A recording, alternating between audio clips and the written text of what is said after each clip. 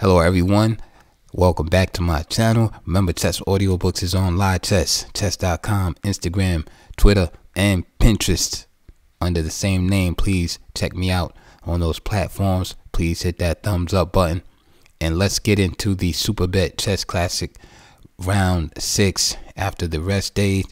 We're looking at a game between Maxime Vachier-Lagrave, affectionately known as MVL, with the white pieces, versus Grandmaster Levon Aronian with the black pieces. The game started out d4, knight of6, c4, e6, knight c3, bishop b4, Nimzo Indian defense, knight f3, and d5 transposing into a Ragozin defense. Bishop g5, and now d takes c4, e4 with the threat of e5, then c5, bishop takes c4, c takes d4, knight takes d4, bishop takes c3, b takes c3, and queen a5. So we can see by the squares I have highlighted, black is threatening the bishop on g5.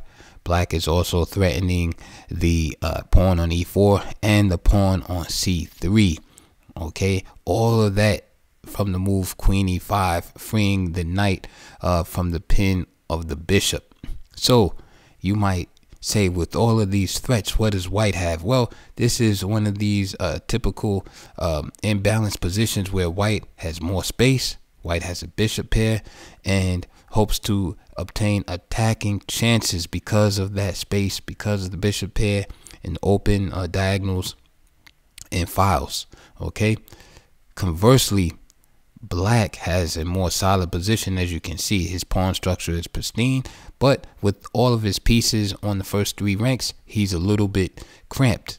Okay, so black is arguing that, hey, I'll be able to consolidate my position. I'll be able to develop gradually, and then later on I'll exploit these weaknesses, notably the pawn on c3 later on. So white is basically trying to say, hey, I have the bishop pair, more space, and I'll be able to generate attacking chances as compensation. So in order to deal with all of these threats, MVL plays bishop b5 check. Right, it's nice to throw in a check there, right, when you can just, you know, it's like pressing the reset button. Opponent has to respond here. Another option for white is knight b5. However, it doesn't protect the e pawn, and knight takes e4 can happen, and queen d4. But this is again a dynamic continuation by white, as he allows the e pawn to be captured, but he's attacking the knight and the g pawn.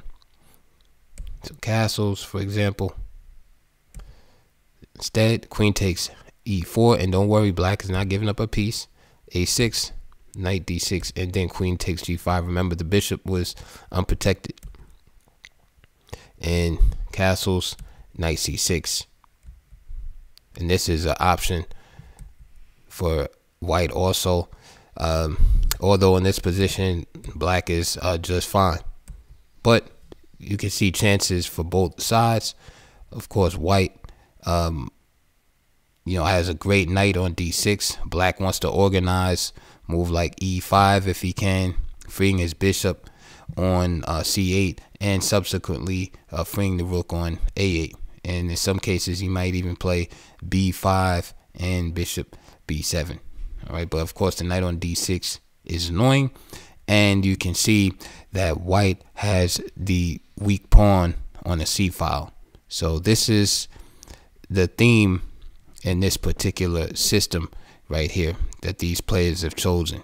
So white has some chances for attack, more space, but black has the more solid structure.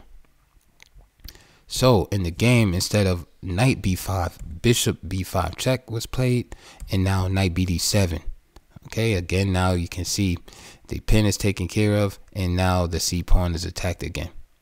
Knight bd7 is better than bishop d7 here, because then black will have his king side pawn structure damaged after bishop takes f6, g takes f6, and then queen b3. So now white just has a space advantage. Okay, black Doesn't have that super solid pawn structure that he had before, and it's kind of, with all other things being equal, right? It's the case of all other things being equal, white would just be better because black has pawn weakness too, and white now just has the extra space. So Aronian plays knight bd7, and now bishop takes f6 by MVL, right? Remember, the c pawn is under attack still. Okay, now when I saw this move, I was surprised because, again, with white having superior development in the space and having space, and the bishop here, it didn't make sense to me, you know, my amateur mind, just right away, that he would just play a move like this, giving up the bishop here. And I think I was right when I analyzed the game, because well, after queen takes c3 check, which is what happened in the game, king e2, queen b2, we went right into this this end game right here after queen d2. Of course, Maxime foresaw this and felt that perhaps he had better chances here to perhaps win and draw comfortably if he needed to. I just wanted to show you too, there's a draw here, and I'm sure Aronian was prepared for this. On bishop takes f6, as happened in the game, queen takes c3, king e2, queen b2 check, and if king f3, then just queen c3, and that's a draw by repetition there. So I'm sure Aronian was familiar with this ending.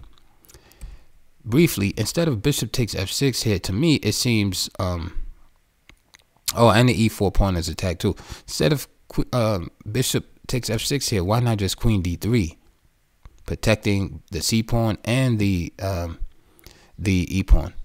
So castles, knight b3, hitting the queen, queen b6, and now bishop takes d7 here. This pretty much forces knight d7. Castles, knight e5, hitting the queen, queen g3, knight g6, and now h4 with this idea of h5 hitting the knight. And to me, this seems like the type of position that you're going for, right? Based on the opening that white has chosen. Again, if you choose like a dynamic system, right, you're taking on weakness. You wanted to play for peace activity. Again, I'm not telling MVL what to do, but it just seems logical to go for this type of continuation and to try to hold on to those advantages that you have, which is the space advantage, the peace activity, okay, and to basically attack black before he can really consolidate. As you can see here, white is already attacking before black has achieved his development with, say, bishop d7 and, you know, rook to c8, etc. Play continue h5, for instance, say, to stop that pawn from advancing. Queen f3, right? E5, of course, black wants to get his bishop out. These are just sample lines. But then queen takes h5, of course. Queen c6, again, attacking the e pawn, and rook a e1. And to me, this is you know, very balanced game. Both sides, of course, having chances. Black has to be careful of white's king side attacking opportunities, of course, but you can see black still has his eye on the weakness on the C file. Now, what happened in the game was a quick transposition to an ending. The king e2, queen b2, queen d2, and king takes d2. And I'm sure Maxime walked right into some deep preparation, as Aronian very comfortable here, and he played g takes f6. Now, I know before I had mentioned about the situation whereby black took on pawn weakness also, and basically white just had this space, and with all other things being equal, white just has extra space. All right, now here in the ending though, it's a little bit different, because black is able now to, for instance, here, use the G file if he wants, right? Put his rook on the G file. He has a 2-to-1 queen side pawn majority. All right, that can become dangerous as pieces get traded off and we get closer to an ending. All right, and also his pawn preponderance in the center here is very effective, as white cannot use the D5 or E5 squares for his own pieces. Okay, now white still has superior development, but now without the danger of being checkmated, it's going to be easier for black to consolidate his position. And let's see how he does it. So rook AC1, natural move, castles, rook C7. All right, all of this looks intimidating, but again, without the queens on the board, black doesn't have to worry about an exposed king or any real attack mounting from white for that matter. Rook D8, king E3, knight B6, knight B3, and now very powerful move here from Aronian, F5. And as you can see, I have highlighted the rook and the king, okay, because if that pawn is removed from E4, there will be a fork on D5. All right, and I always mention about the pawns being fixed. Once the pawns become immobile, they just become targets. They become liabilities. And here, F5 exploits this perfectly. Black gets a chance to get rid of his double pawn weakness, right? A static weakness of a double pawn. White cannot advance this central pawn because of the fork. Okay, so the pawn is, for all intents and purposes, fixed. If he wants to maintain his control over D5, then he must do a move like F3 or something, whereby he would end up right with alleviating black's weakness. Right, black could just trade, for example. So for instance, E takes F5, just knight D5. So Lagrave played bishop D3 in this position. This move F3 is just meant by just simply F takes E4. Okay,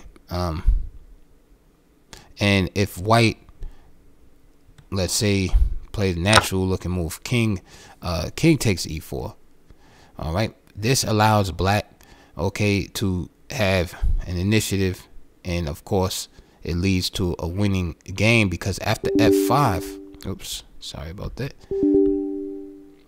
after this move F5, black walks white right, or yes, black causes white to walk right into a mating net. For instance, if he comes up here to avoid the fork, right, you can see this rook D5 check, and then the king only has this square to escape to. Actually F4 too, but he'll drop the bishop on B5. Okay, so he would have to capture with the pawn, and then white would end up with isolated pawn on E4 after the capture. This is why Lagrave played bishop D3, rook B8, F4 happened, and now E5. Again, just powerful play in the center, and you can see the gradual unfolding of the black pieces. F takes E5, F4, exploiting the position of the bishop. The king cannot capture the pawn. King D2, bishop E6, right, threatening win the bishop. King C3, and it's amazing how fast black has unraveled his position, and white's pieces have become so bad. Rook BC8, rook takes check, and now king D4. Okay, black is already better here. If king D2, for instance, just knight C4, of course, you know, capturing the idea of capturing on E pawn. So bishop takes C4, rook takes C4. Again, the E pawn is under attack. Rook A4, and you can see that black's position is getting better and better. White's position is becoming difficult to hold, and you can see black starting to accumulate material. If king b2, then just knight d7 again, attacking e5, rook f1, exploiting the position of the bishop. Bishop is bad. Bishop b1, knight c4, and the knight is very dynamic here as it uses the e3 square. So f4 is going to drop. All right, it's an isolated pawn, but black will get the pawn back. And you can see black here is just up a pawn, and nice position. All right, just better. So with all of those evils, MVL chose king d4. And after king d4, knight a4 caused MVL to resign, because there's nothing he can do about the threat of rook d8 mate. All right, all he can do is just start losing material, give the bishop something crazy like that. So he basically jumped out of the frying pan into the fire, so to speak. So just powerful game by Livonian of Levon Aronian. Of course, listen, MVL helped him out a lot. Good opening choice by Aronian. Obviously MVL had some issues with that position. Maybe even wasn't comfortable, maybe he forgot something, right? I didn't see the post mortem interviews, but just absolutely wonderful game by Aronian, especially coming off the rest day, right? Just come back, have a nice easy game, easy victory, 25 moves. And so hope you liked that game. If you did, please like, subscribe, please consider checking the links below, supporting the channel via donation. And we're gonna go and look on the next video at the other decisive game of today between Dominguez and Dayak, the local Romanian player. So I'll see you guys soon.